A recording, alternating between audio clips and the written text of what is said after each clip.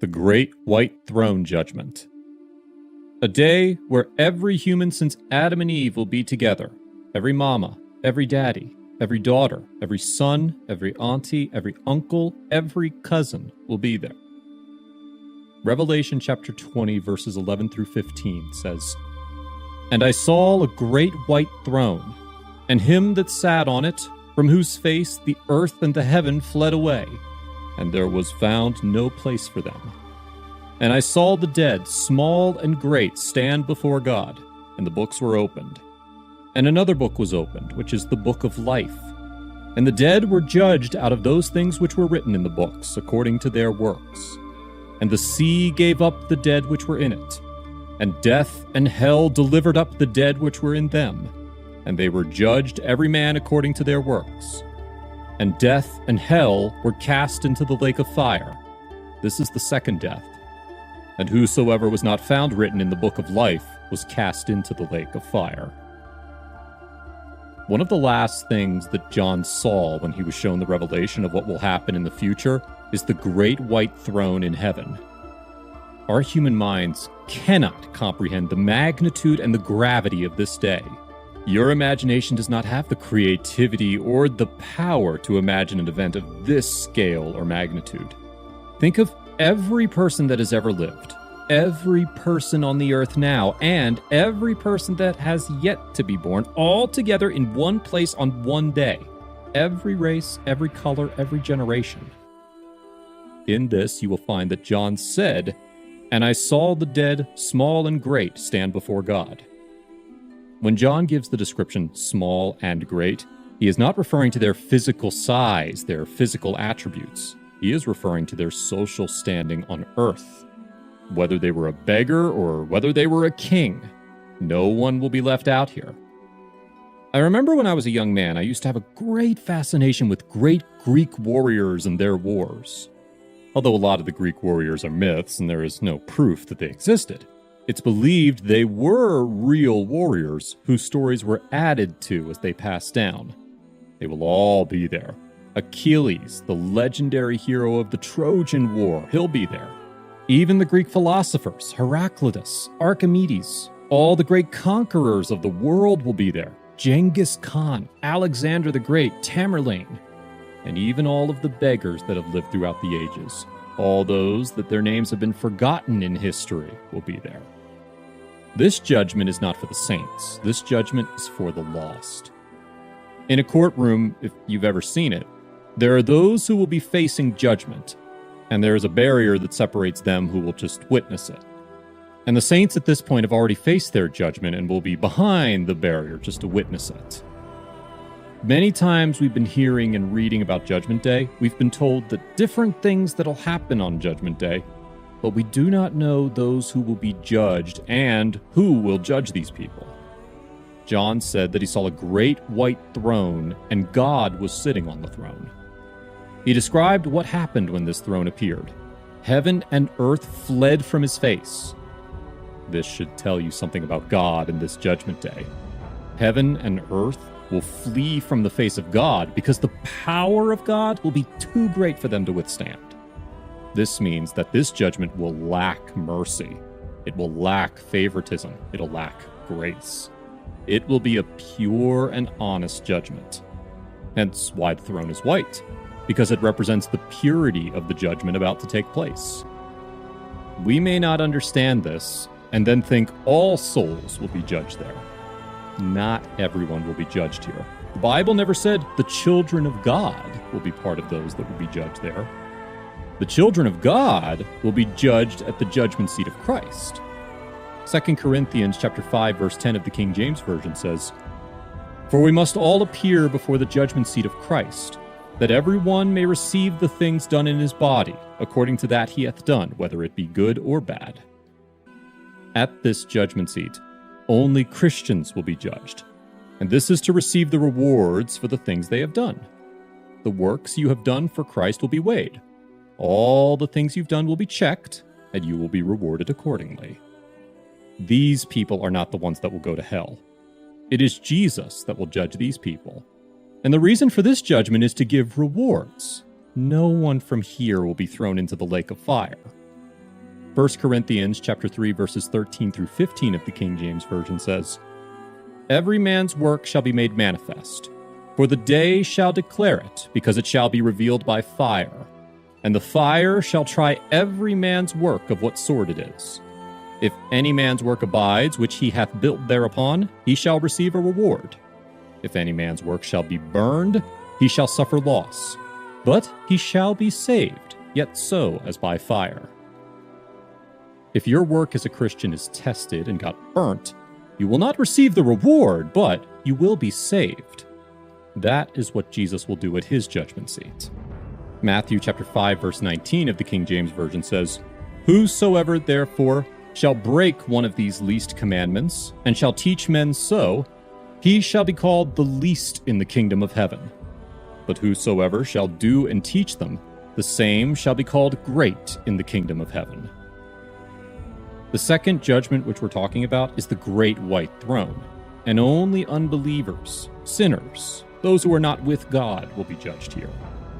Imagine a father watching his child get judged at the great white throne and they couldn't do anything. The truth is, there will be regrets on that day. A son will ask the father why he didn't take church more seriously. Each day you live, you need to know the reality that if you profess Christ, your life is a testimony for those around you.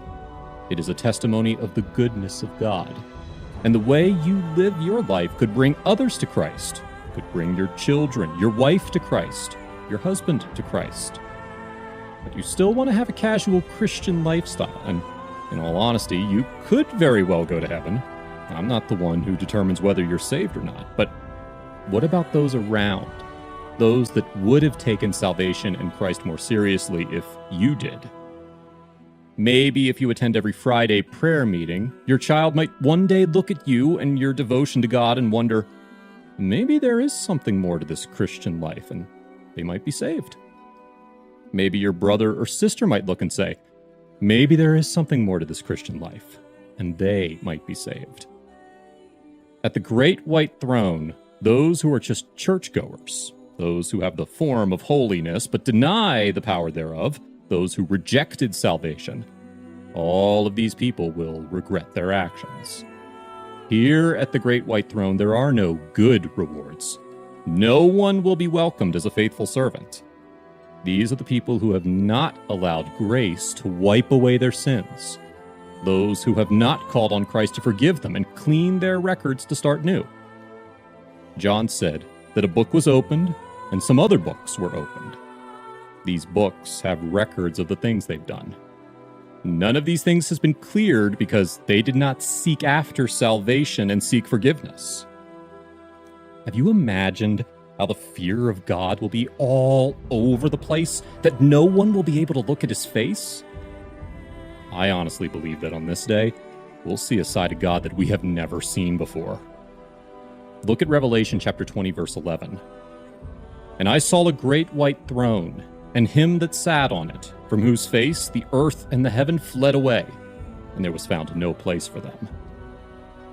Look at this phrase, "whose face the earth and heaven fled away." That is the judge, the great creator, the Alpha and the Omega, El Shaddai, Elohim, Adonai, Abba, El Elyon, God Almighty, the mighty creator, who is from everlasting to everlasting, who knows no beginning and knows no end. He will be the judge on this day. I don't want to be judged on the great white throne. The judgment seat of Christ is what you should look for. I don't want to be filled with regrets. I want to receive rewards from Jesus. I want to have that beautiful crown that makes me a royal priesthood. I want that redemption. I want that glorified body. I want the crown of life. I want the incorruptible crown. I want the crown of righteousness. I want the crown of glory. I want the crown of rejoicing. I want Jesus to say to me, "Well done, my good and faithful servant." I want God to be proud of me. I want King Jesus to say to me, "Come, ye blessed of my Father. Inherit the kingdom prepared for you from the foundation of the world." I want God to say, you are an obedient child. I want to be judged at the judgment seat of Christ. This is what you should be yearning for. The great white throne is not a place you should ever dream to appear. Don't allow the devil to make you lose your way and then regret it in the latter days. It can be easy for a human being to forgive, but sometimes it's always hard to forget. But when God forgives you, he forgets immediately. The past is gone. You have been forgiven. You must not go back into the sin anymore. Hebrews chapter 8, verse 12 of the King James Version says, "For I will be merciful to your unrighteousness, and their sins and their iniquities will I remember no more." There is the judgment seat of Christ, and there is the great white throne judgment. Where do you want to appear? This is a decision that you have to make now. Don't wait till tomorrow. Tomorrow may be too late. You have to decide now. Where do you want to appear? I want us to imagine these scenes at the white throne judgment. The Bible says, both great and small. It doesn't matter the number of years one uses on earth. People who have lived and passed on a long time ago, people who just passed on, people who are probably still alive. All these people will appear before the great white throne. Here you will see people from different regions of the world, different colors, different races, different languages. All of them will appear before this throne with fear of God in them because of the appearance of God. Here you will see pastors. You'll see people who call themselves apostles. You will see criminals. You will see adulterers. You will see bishops. It doesn't matter the post they take on earth. You'll see these people present at this throne getting ready to be judged, and they have a common fate. We must understand that there would be two kinds of books that would be opened. We know the first to be the book of life, and the others to be the books of works. We often get it wrong that this judgment is to determine those who will go to heaven or hell. This is not the purpose of this judgment. Works will be examined, but they cannot be saved by works. What they have done on earth will be checked. God will be the one checking these. If it is by works that will save people, then many of these people would get to heaven. But works cannot save. Only Jesus can save.